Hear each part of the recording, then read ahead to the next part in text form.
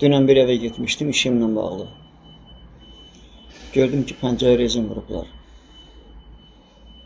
Soruşdum, kimə eləyib? Dedi, evi remont eləyən adam.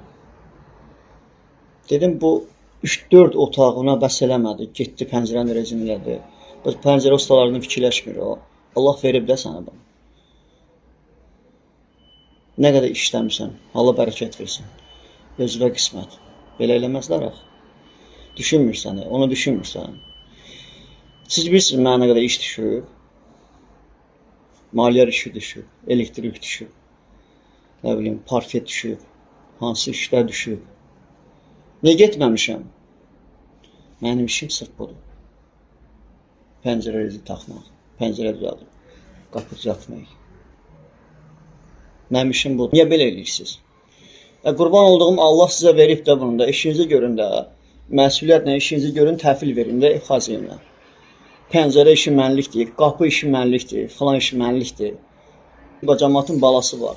Bu pəncərə düzəldən ustanın balası var, qapı düzəldən ustanın balası var.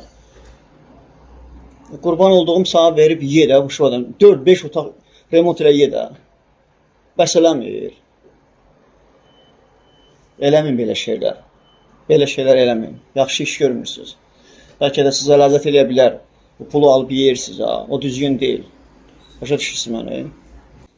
Belə olmaz. Siz elə bilirsiniz, mənim əlimə iş düşmür.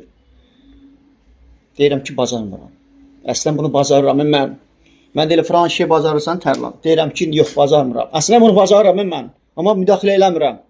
Deyirəm ki, qurban olduğum, qoy bir nəfər gəlsin öz balasına çörək yaparsın. Amma bəzi insanlar elə düşünmür. Deyir ki, mənim olsun, bu mənim olsun, bu mənim olsun. Elə olmur ki. Elə olmur. Başa düşürsünüz məni?